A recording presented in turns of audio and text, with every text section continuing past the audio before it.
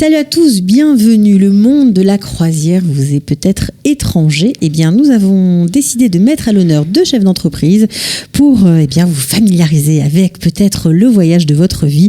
On ne sait pas, mais en tout cas, avec les photos qu'ils nous ont apportées, ça met l'eau à la bouche. On écoute tout de suite. Coup de pouce, découvrez le savoir-faire et les idées des entrepreneurs au Lim. Salut à tous les deux. Bonjour. Bonjour, bienvenue. Bonjour Cathy. Alors on est ravis de vous accueillir, on ne vous connaît pas très bien, le monde de la croisière cachère encore moins, mais apparemment c'est votre marque de fabrique. Alors votre société s'appelle King David Cruise. C'est ça. Vous êtes tous les deux, on va dire, associés fondateurs de cette compagnie. Et vous, Lévi Yitzhak Ifra, voilà, vous êtes dans ce monde-là depuis très très longtemps. Ça fait bientôt 10 ans voilà. Que je suis dans le métier de la croisière. Et la croisière cachère. Croisière cachère depuis 2014. Ouais. Première croisière au mois de mai 2014. Et voilà, on rachète plus de 40 croisières aujourd'hui. Plus de 40 croisières à votre actif, c'est pas rachète. mal. Ok, alors vous, David Braca, vous l'avez rejoint parce que vous aimez ce monde du voyage. Alors pour la petite histoire, on veut la petite. Nous, c'est toujours la petite histoire qui nous intéresse. C'est la petite histoire. Il faut parler bien près du micro. C'est la petite histoire parce qu'elle mérite d'être racontée. En fait, Lévi Yitzhak est un ami avec qui on joue au foot le vendredi et début janvier, il me dit après un match de foot, je lui dis rendez-vous la semaine prochaine. Il me dit non, je serai pas là, je serai à Miami, je pars en croisière. Je fais tu pars avec ta femme? Non, c'est mon métier. On joue au foot depuis 6 mois et c'est maintenant que j'apprends que tu es croisiériste. Voilà. Ok, sympa. Il me dit d'ailleurs, si tu as envie, il me reste une cabine. Viens. Si tu veux te faire un plaisir, viens. Je rentre, j'annonce à ma femme, prépare les valises, on part la semaine prochaine. Maintenant, on avait une bar mitzvah de notre fils Aurel 3 semaines après. Elle m'a dit, mais t'es un vrai malade, c'est n'importe quoi, il y a plein de choses à faire encore. Je regarde, viens, on fait un point et dans 48 heures, on se décide si on l'a fait ou pas. 48 heures après, ma femme me dit, je suis prête. Je fais alors c'est bon.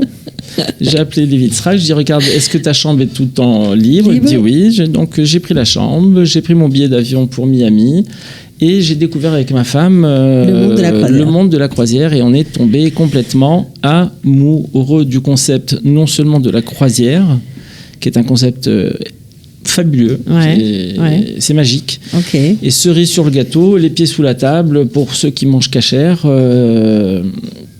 c'était simplement un régal.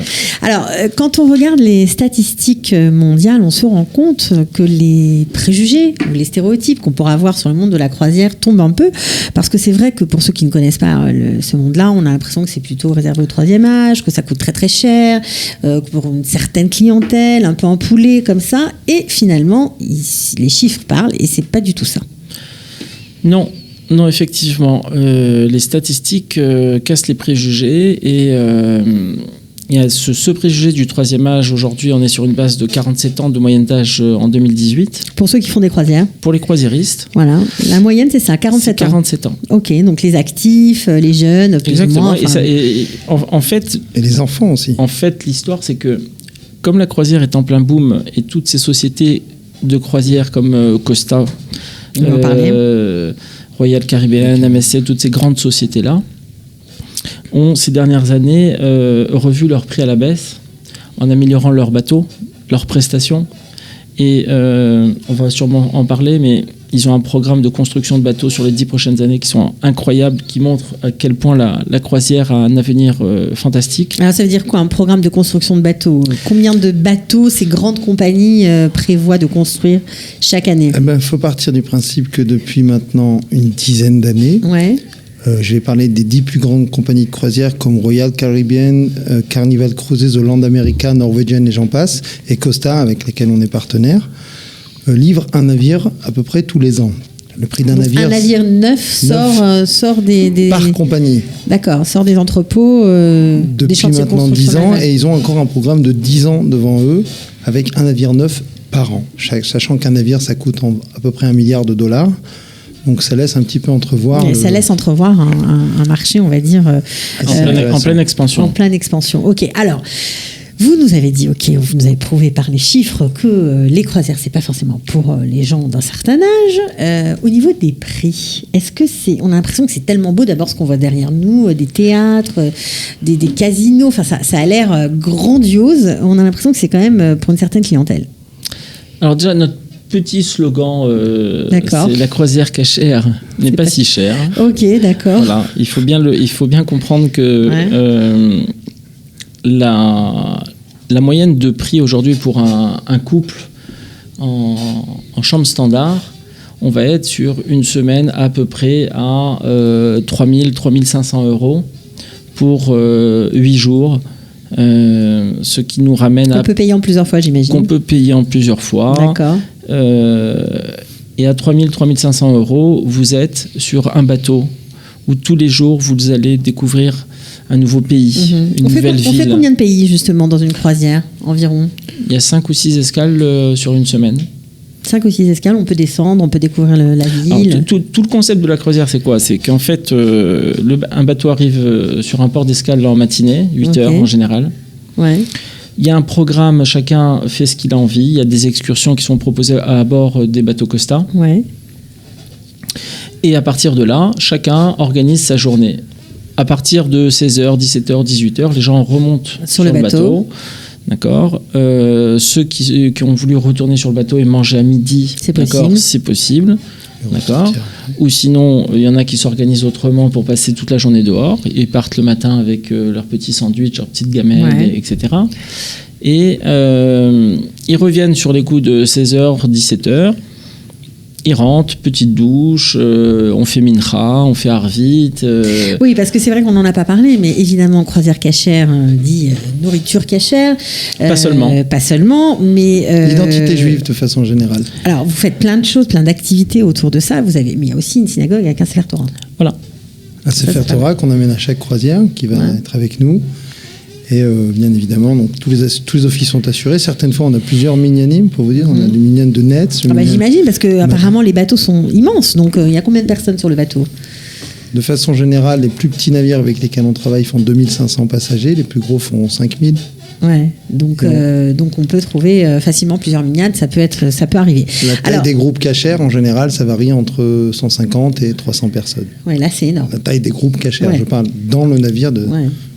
Donc oui, on peut avoir plusieurs minyanim. C'est assez intéressant. De fois, Ashkenaz, Sepharad, on respecte toutes les coutumes. Ok, alors, ce qu'on aimerait savoir, c'est, malgré les belles photos qu'on va défiler, il y a tout sur ce bateau. C'est fou. Oui, il y a tout pour passer un moment très agréable. Au niveau divertissement, vous avez il y a des piscines extérieures, il y a un spa de plus de 1000 mètres carrés. Il y a des terrains de volley, de basket. Sur le bateau. Oui, cinéma 4D, simulateur de Formule 1. Au dernier étage, vous avez une piste de marche. Le soir, par exemple, vous mettez le Walkman, je suis encore un peu rétro. Ok, d'accord. On met ses écouteurs on met ses écouteurs et on fait une petite marche comme ça au coucher du soleil, ce qui est un moment juste magique. Ouais. D'accord. Et ce qui est magique aussi lorsqu'on est sur un bateau, il y a des moments comme ça où on a vraiment l'impression, enfin moi c'est ce que j'ai ressenti quand j'ai fait ma croisière en tant que client.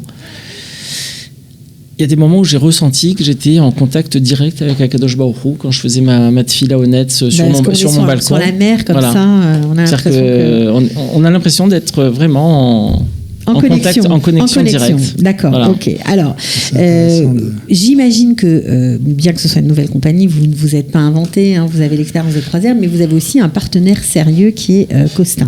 Est-ce qu'on peut en parler un petit peu ? Écoutez, absolument. Aujourd'hui, Baruch Hashem, Costa nous a mis le pied à l'étrier en 2014. C'est Georges Azou, son président, aujourd'hui toujours actif au sein de la compagnie de Costa France, qui m'a contacté, qui m'a dit écoute, Lévi Yitzhak, j'aimerais bien que tu développes le marché de la croisière cachère sur les navires Costa. Ça peut être un marché très intéressant.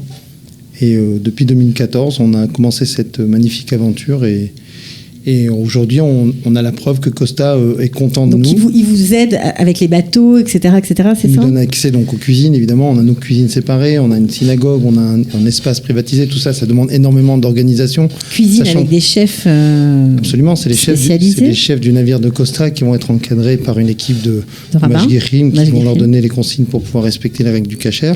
Et qui vont donc, à l'intérieur d'un organisme qui est roué, une routine militaire, j'allais dire, sur un navire, et on arrive à s'intégrer, à s'imbriquer dans ce système et arriver à donner une prestation cachère de haute qualité.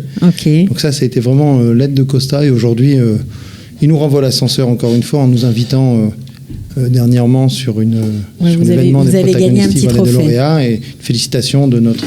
Vous avez gagné un trophée qui apparemment, vous en êtes fiers. Écoutez, après 5 ans, ça fait plaisir. Exactement. C'est une belle récompense. En tout cas, c'est surtout le travail de ce trophée, c'est surtout le travail de Lévi Yitzhak. Alors, ce qui est génial, c'est que on a vu un peu les infrastructures, des paysages féeriques défiler. Vous allez nous en dire un peu plus tout à l'heure. Mais vous avez aussi toutes sortes d'activités, par exemple des concerts de musique, du théâtre. Alors ça paraît fou, mais casino, on a vu le casino aussi, on peut jouer au casino sur le bateau, des conférenciers qui viennent, bref, vous avez pensé à tout. Aujourd'hui, exactement, c'est-à-dire les conférenciers, on a des conférenciers de haut niveau qui viennent sur nos croisières. Pour parler d'histoire, on a eu une des personnes qui a fabriqué le dôme de fer, qui nous a présenté qui est venu quel faire type de missile, conférence. etc. C'était extrêmement intéressant. On a eu également le professeur Chaim Gamliel, qui est un professeur de Bar-Ilan aujourd'hui en nutrition, qui a fait une conférence hors du commun sur le comment se nourrir. Et on a eu des conférenciers haut niveau, comme l'ancien grand rabbin de l'armée d'Israël aujourd'hui, le Rav Weiss, qui nous a fait une conférence également sur sa biographie. Magnifique. Extraordinaire. On imagine. Et aujourd'hui, on propose aussi un concert dans la croisière avec une ambiance juive très chaleureuse. Oui, de la musique tous les jours. Très chaleureuse. Il y a la musique tous les jours. On fera un concert en général sur une navire, sur la croisière en général, sur la croisière sur toute la durée de la croisière. Les gens vont être vraiment très charmés. Petite touche, voilà. Par petite touche. Bon, alors la croisière, oui, mais en fait, ce sont les croisières, il y en a plusieurs. Méditerranée, alors ça, c'est la première que vous allez lancer avec King David Cruise. Ce sera du 16 juin au 23 juin. Vous partez où pour la première croisière ? Méditerranée, ça veut dire quoi ? Toute la Méditerranée. La Méditerranée, déjà, ce qui est intéressant, c'est que sur cette croisière, puisque c'est notre première croisière en tant que King David Cruise, on a fait une offre de lancement de 50% sur le deuxième passager, donc ça, c'est sympa. Ce qui n'est pas anodin. Mais vous allez où ? On part de Marseille, on va sur Barcelone, après on va dans les Baléares, Palma, on passe 1 jour et demi. Ensuite on part en Sardaigne, ensuite on va en Italie à Savone et à Rome, et on retourne à Marseille. Pas mal, tout ça en 8 jours. Tout ça en 8 jours. Ça, ce sera la première croisière. Il reste encore quelques places parce que c'est demain le départ. Il reste, c'est Monsieur Lévi Yitzhak qui gère cette partie-là. On fera une exception, les dernières places pour ceux qui viennent de la part du studio Qualita. Ah ben voilà. Mais, alors, vous avez compris, si on peut vous aider aussi à partir en vacances, ça c'est chouette, du 16 juin au 23 juin. Il faut dire aussi que le navire qui est actuellement utilisé pour cette croisière, c'est l'avant-dernier né de Costa. C'est un navire qui a 2 ans et demi seulement. Magnifique. Juste extraordinaire. Bon, alors vous nous avez tous, franchement, vous nous avez donné envie de partir avec vous. Venise et les îles grecques, ce sera au mois de juillet. Les fjords, il paraît que c'est magnifique, du 16 août au 26 août. Donc ça, c'est pour tout de suite. Et puis après les fêtes, vous avez aussi prévu les Caraïbes au mois de janvier, l'Amérique du Sud un peu plus tard, au mois de février, avec le Brésil, l'Argentine et l'Uruguay.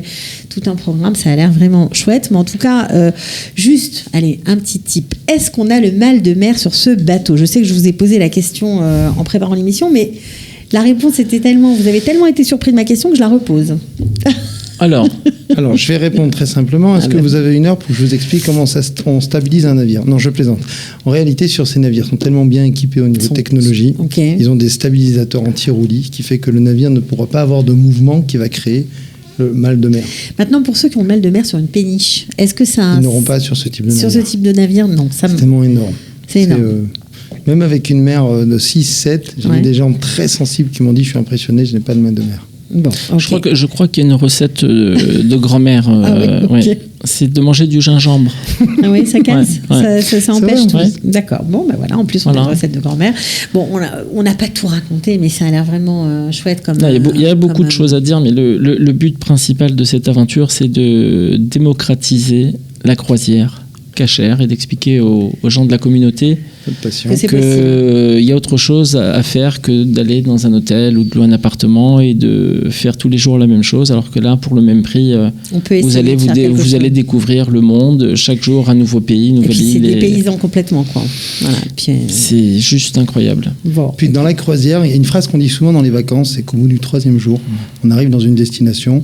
Premier jour, on sait quoi faire. Le 2e jour, on sait quoi faire. Le 3e jour, on se pose la question le matin. Qu'est-ce qu'on fait? On va à la plage? On va sur un bateau? On ne se pose pas la question. Qu'est-ce qu'on fait? Qu'est-ce qu'on n'aura pas le temps de faire? Cathy, en même temps que je vois les images, parce qu'on n'a pas parlé, pour les enfants, il y a des salles de jeu.